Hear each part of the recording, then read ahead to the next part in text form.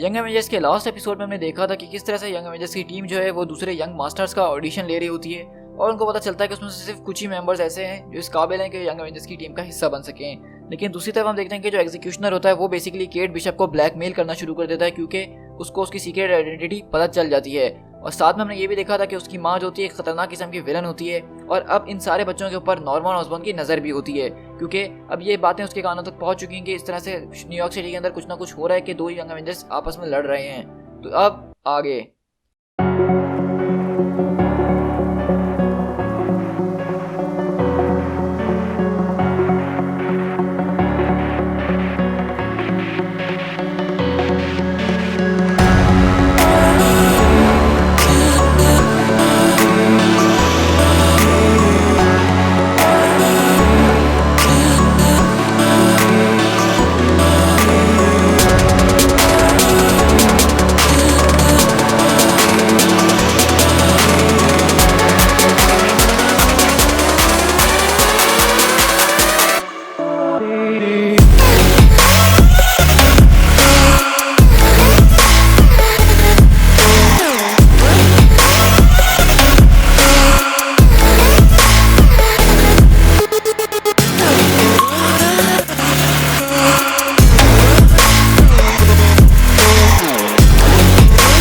यहाँ से बेसिकली हम लोग एक पार्टी के अंदर शिफ्ट होते हैं जहाँ पे एग्जीक्यूशनर्स की माँ और केट आई भी होती है। अब वो केट से बातें कर रही होती है उसकी माँ के तुम काफ़ी अच्छी लग और मेरे ख्याल से तुम मेरे बेटे के साथ जो हो एक प्रोजेक्ट पे अब काम करने वाली हो केट, और इस बारे में मुझे काफ़ी अच्छी चीज़ें लग रही हैं क्योंकि मेरा बेटा ज़्यादा बोलता नहीं है लेकिन वो तुम्हें पसंद करता है। तो बोलता है कि मदर आप प्लीज़ चुप हो जाइए। तो केट बोलती है कि वेल मिसेस डुबिस मैं भी उसको पसंद करती हूँ लेकिन एज अ फ्रेंड ओनली। लेकिन मैं ये बात नहीं समझ पा रही कि आप किस बारे में बात कर रही हैं, हम किस चीज़ के ऊपर काम कर रहे हैं। लेकिन अगली बार हम देखते हैं कि वहाँ से एक ब्लास्ट होता है और एक चोर जो है भागता हुआ आ रहा होता है जिसका पीछा कर रहे होते हैं यंग एवेंजर्स की टीम। और आप देखेंगे और कंफ्यूज हो जाएंगे कि यंग एवेंजर्स की टीम में केट बिशप वो बेसिकली इनके साथ होती है। तो वो केट कौन है जिससे एग्जीक्यूशनर बातें कर रहा है। और इस तरह हम देखते हैं कि केट आती है उसकी तरफ और बोलती है कि सॉरी मुझे तुम्हारा ड्रेस काफ़ी अच्छा लगा, क्या तुमने देखा वो हॉकाई थी और उसने कहा कि उसको मेरा ड्रेस पसंद आया, ये कितनी ज़बरदस्त बात है। लेकिन एग्जीक्यूशनर गुस्से से उसकी तरफ देख रहा होता है। और यहाँ से हम लोग दोबारा एवेंजर्स मेंशन के रूइंस के अंदर शिफ्ट होते हैं इसके थोड़ी देर बाद ही। और वो बोलती केट बिशप तो सब बताओ कैसा रहा। और हम देखते हैं यहाँ पे दूसरी केट मौजूद होती है। मतलब ये केट बिशप का प्लान था ताकि वो उस एग्जीक्यूशनर को ये यकीन दिला सके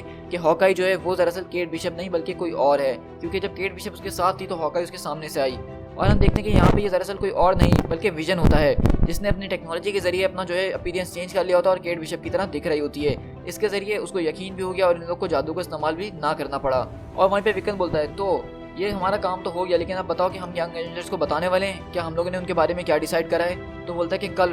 कल रात हम उनको बता देंगे इस बारे में जो हमने डिसाइड करा है, चाहे उनको पसंद आए क्या ना आए। तो केट बोलती है तुम हमेशा इस तरह से क्यों बात करते हो जैसे तुम किसी की तपाने वाले हो। तो बोलता है कि एटलीस्ट मुझे ऐसा ही लगता है कि कुछ ना कुछ बुरा ही होगा कल। और इस तरह हम दूसरे दिन शिफ्ट होते हैं इनविजिबल मैंशन के अंदर जहाँ पे यंग एवेंजर्स की टीम उनके पास आई हुई होती है। और पैट्रियट बोलता है कि हम तुम्हारे साथ लड़े और तुम हमारे साथ लड़े और इसीलिए हम सब ने मिलकर कुछ डिस्कशंस किए और हम एक नतीजे पे पहुंचे हैं। हम चाहते हैं कि कोर्ट ऑफ आर्म्स और इंचेंट्रेस तुम्हारी टीम की जो है वो हमारी टीम को ज्वाइन करे। और ये सुन के इंचेंट्रेस काफ़ी ज़्यादा खुश हो जाती है, ये तो बड़ी ज़बरदस्त बात है। लेकिन पैट्रियट बोलते हैं कि ज़्यादा खुश होने की ज़रूरत नहीं है, अभी तुम लोग सिर्फ एक प्रोफेशनल बेसिस के ऊपर होगे। और वहीं पे पैट्रियट बोलता है और इसके अलावा मेल्टर जो है वो तुम लोग की टीम को लीड करेगा, जो तुम लोग की टीम अभी चल रही है, और अपने लिए एक नया नाम ढूंढेगा। और हम लोग तुम्हें चेक करने के लिए हर थोड़े दिनों में आते रहेंगे कि तुम लोग क्या कर रहे हो और क्या नहीं। लेकिन वहाँ पे मेल्टर की बिल्कुल हट जाती है, वो जितना खामोश था शुरू में उसका उतना ही ज़्यादा चिल्लाना शुरू कर देता है और बोलता कि ज़रा एक मिनट रुको, तुम अपने आप को समझते क्या हो, तुम हमारे साथ ये सब नहीं कर सकते हो। मैंने सोचा था कि तुम हम सबको लोगे या हम में से किसी को भी नहीं लोगे। मैंने तुमसे कभी भी इस बात पर अग्री नहीं किया था कि तुम हम में से जो तुम्हें पसंद है उसको ग्रैब कर लो और अपनी टीम में डाल लो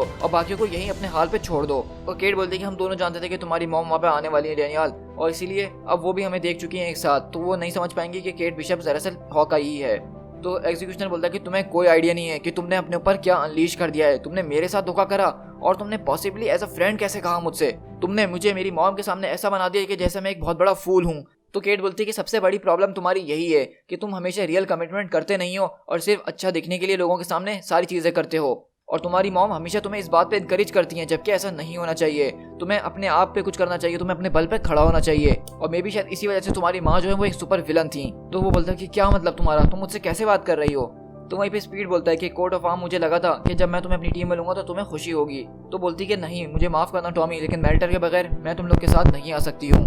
और वहीं पे बिग जीरो बोलती है कि ज़रा इन लोग की तरफ तो देखो कि किस किस को स्पेशल सीट मिली और किसको नहीं मिली। तो वहीं पे मेल्टर बोलता है कि तुम मेरी गर्लफ्रेंड को मेरे साथ लेके जा रहे हो यार, अगर वो चले गई तो मुझे कौन फॉलो करेगा यहाँ पे। तो बोलता है कि देखो मेरी बात, मैं ये नहीं चाह रहा हूँ कि हम उसको लाजमी यहाँ से लेके जाएं, मैं चाह रहा हूँ कि अगर तुम उसको अपने साथ रखना चाहते हो, उस टीम को लीड करना चाहते हो, उसको चार्ज करना चाहते हो तो करो बिल्कुल, क्योंकि इसके जरिए तुम और मेरे बीच में एक लिंक रहेगा जिसके जरिए हम लोग आपस में बात कर सकते हैं, क्योंकि हम जो है तुमसे काफी ज्यादा इंप्रेस्ड हुए हैं और मैं शायद उसको यहाँ से इसीलिए लेके जा रहा हूँ ताकि तुम इस टीम को लीड कर सको और इसके सही वाले लीडर बन सको। तो वही मेल्टर को गुस्सा आकर बोलता है कि तुम अपने आप को समझते क्या हो, क्या तुम समझते हो कि कैप्टन अमेरिका खड़े होकर इस तरह से मुझे भाषण देते तो मैं तब भी सुन लेता, तुम आखिरकार हो कौन, तुम एक तो नॉक ऑफ के भी नॉक ऑफ हो। तो पेट्रियट बोलता है कि मैं जो हूँ तुम्हारे सामने खड़ा हूँ, तुम्हें जो कहना है मुझसे कहो कि मैं असल में क्या हूँ, तुम अपने आप से इतना डरते क्यों हो, तुम्हारे साथ ऐसा हुआ क्या था। लेकिन हम देखते हैं कि थोड़ी देर के बाद जब वो लोग वहाँ से चले जाते हैं तो यहाँ पे मेल्टर अपना दिमाग खो बैठता है और एग्जीक्यूशनर वो सब आपस में लड़ रहे होते हैं और बोलता है एग्जीक्यूशनर भी कि उन लोग को ये हक किसने दिया है कि वो हमसे इस तरह से हमारा नाम छीने, हमारा काम छीने, हमारी मर्जी हम जो भी करें, वो होते कौन है हम इस तरह से रोकने वाले। लेकिन एन्चेंट्रेस बोलती है कि अपना हाथ दूर रखो एग्जीक्यूशनर, और बोलती है कि मेरे ख्याल से मुझे यहाँ से नहीं जाना चाहिए तुम लोगों को छोड़ के, मुझे ही तुम लोगों को इस घर में बना के रखना होगा। तो वो एग्जीक्यूशनर बोलता है क्या तुमने इस बात को रियलाइज भी करा है मेल्टर कि उन लोगों ने अभी हमारे साथ क्या करा है, उन लोगों ने अभी अभी हमें एक जूनियर यंग एवेंजर्स की टीम बना दिया, मतलब बच्चों के भी साइड किक्स उन्होंने हमें बना दिया है, जबकि हम जो हैं असली यंग एवेंजर्स होने चाहिए, हम उनके मास्टर्स होने चाहिए, ना कि उनके बच्चे साइड किक्स होने चाहिए। और वहीं पे एग्जीक्यूशनर वहाँ से गुस्से में जाता है और बोलता है कि अगर उसने मेरी माँ के बारे में जो बात बोली है अगर वो ठीक है तो फिर मैं उसको दिखाऊंगा कि असली कमिटमेंट होती क्या है, मैं उसको बताऊंगा कि असली हीरो का मतलब होता क्या है। और इसी रात हम देखते हैं कि मेल्टर और एन्चेंट्रेस एक साथ सो रहे होते हैं, लेकिन मेल्टर वो रात भर जाग रहा होता है और सिर्फ सोच रहा होता है, इसलिए हमें उसका ओरिजिन स्टोरी दिखाई जा रही होती है, जहाँ पे हम देखते हैं कि बेसिकली जब वो बहुत छोटा सा होता है तो उसके माँ बाप उसके पास एक दिन आते हैं उससे खेलने के लिए, लेकिन वो कुछ छोटा ही सा था, उसको कुछ पता नहीं था और अचानक उसकी जो ये पावर्स थी वो ट्रिगर हो जाती हैं, मतलब ये मेल्टिंग पावर्स, और वो जाने अनजाने में जो है अपने माँ बाप को जो है वो वहाँ पे मेल्ट कर देता है। और यही वजह है कि मेल्टर अपनी पावर इस्तेमाल करने से इतना ज़्यादा डरता है। इस तरह वहाँ पे जो है मेल्टर खड़ा हो जाता है अपने कमरे में और सोच रहा होता है कि अब वो करे तो क्या करे, क्योंकि वो अपने आप से डर भी बहुत रहा होता है, उसको समझ में कुछ नहीं आ रहा होता, और इस तरह वो कमरे से बाहर निकल जाता है। और इस तरह हम देखते हैं कि वो वहाँ से निकलकर बाहर आता है और कोर्ट ऑफ आर्म्स के कमरे में आता है, जहाँ पे उसको नॉर्मन ऑसबॉर्न का वही कार्ड मिलता है जो उसने कोर्ट ऑफ आर्म्स को दिया होता है, और वो उस पर कॉल मिला के बोलता है क्या ये नॉर्मन ऑसबॉर्न का ऑफिस है, कि मुझे नहीं लगता कि मुझे जो है आपको अपना नाम बताना चाहिए, क्या मतलब आप मुझे इस वक्त देख सकते हैं। और यहाँ से हम 20 मिनट बाद शिफ्ट होते हैं नॉर्मन ऑसबॉर्न के पास, जहाँ पे उसने लोकी को बुलाया हुआ होता है और बोलता है कि उस लड़के ने मुझे एक ऐसी ऑफर दी जिसको मैं मना ना कर सका और मेरे लिए काफ़ी टेम्पटिंग थी। मेरे बिजनेस कार्ड जो है उनके अंदर माइक्रोस कैमरा फिट होते हैं, वो जहाँ कहीं भी जिसके पास भी जाते हैं वो उसकी पूरी बिल्डिंग पे कब्जा कर लेते हैं और मुझे सारी इन्फॉर्मेशन देते रहते हैं। और इंचेंट्रेस, वहाँ पे इंचेंट्रेस मौजूद है लोकी, और वो तुम्हारे में से कोई एक है। तो लोकी बोलती है कि हाँ ये मेरा ही आइडिया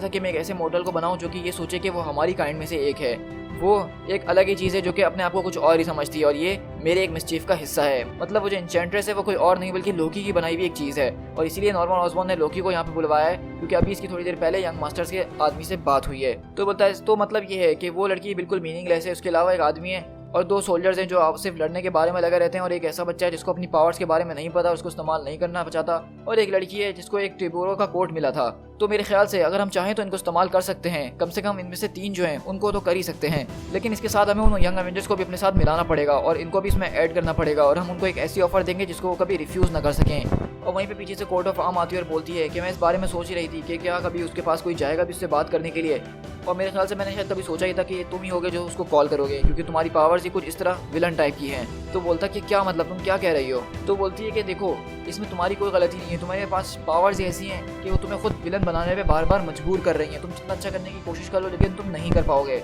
और मेरे ख्याल से इस वक्त जो तुम्हारे अंदर बेचैनी है उसकी वजह यही है कि तुम्हें ये पावर्स एक विलन की तरफ खींच रही है, लेकिन तुम्हारा दिल वो एक हीरो का है और वो चाहता है कि वो अच्छे काम करे और लोगों की जानें बचाए। मैं तुम्हें इस तरह से काफ़ी अरसे से देख रही हूँ, तुम जिस परेशानी के अंदर हो, मैं देख रही हूँ कि किस तरह से तुम इंतजार कर रहे हो कि तुम ब्रेक आउट होगे और इस दुनिया को छोड़ छाड़ के भाग जाओगे। मैं इस बात का इंतजार कर रही थी, हो सकता है कि तुम शायद एक विलन बन जाओ और मेरे सबसे ज़्यादा फेवरेट सुपर विलन में से एक हो, लेकिन क्रिस मैं इस बात की भी उम्मीद लगाए बैठी थी कि शायद तुम जागोगे और इस हिस्ट्री को चेंज करके रख दोगे। और मैं सोच रही थी कि शायद तुम ही वो इंसान होगे जो कि पहली बार बताएगा कि पावर्स हमारी कैसी भी हो, एक हीरो बनना चाहे तो वो कैसे भी बन सकता है। मुझे माफ़ कर देना, मेरे ख्याल से तुमने एक रॉन्ग आदमी के ऊपर अपनी सारी उम्मीदें लगा दी। और वहीं पे हम बिग ज़ीरो और जो है एगहेड की तरफ शिफ्ट होते हैं, जहाँ पे वो दोनों आपस में बातें कर रहे होते हैं। बिल्कुल इंचेंट्रेस तो हमें छोड़ के चले ही जाएगी, वो तो शुरू से ही जो थी एवेंजर्स के लिए आई थी हमारे पास,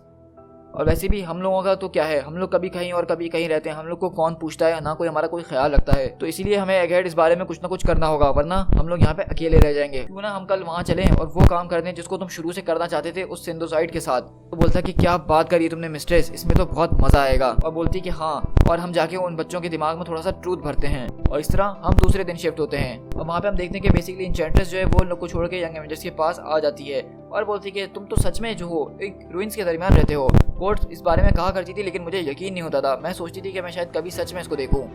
तो बोलता है कि हम लोग यहाँ पे रहते नहीं हैं, हम लोग सिर्फ यहाँ पे हैंग आउट करते हैं। तो बोलता है कि कम ऑन यार, ये इतना भी बुरा नहीं है, यहाँ पे अभी भी एक बॉल रूम मौजूद है जो कि बिल्कुल सही सलामत है और हम लोग अपनी ट्रेनिंग वहाँ पे स्टार्ट कर सकते हैं। तो केसी बोलती है कि मैं जानती हूँ कि मैंने उसके लिए वोट किया था, लेकिन मुझे सिर्फ इसलिए वोट किया था क्योंकि बिली जो था उसके लिए काफ़ी ज़्यादा एक्साइटेड था और उसके अंदर वो इंटरेस्टेड था। और मुझे इस बात की खुशी है कि हमें कम से कम उसको ये नहीं बताना पड़ेगा कि हम सच में हैं कौन। अगर उस लड़की को लगता है कि वो इस तरह की स्टूपिड हरकतें कर रही है और वो चार्मिंग लग रही है, तो मेरे ख्याल से ऐसा बिल्कुल भी नहीं है, क्योंकि वो नहीं लगती है। और इस तरह हम देखते हैं कि बिली इसके साथ जो ट्रेनिंग शुरू करता है और बोलता है कि तुम्हें अपने आप को विजुलाइज करना पड़ेगा।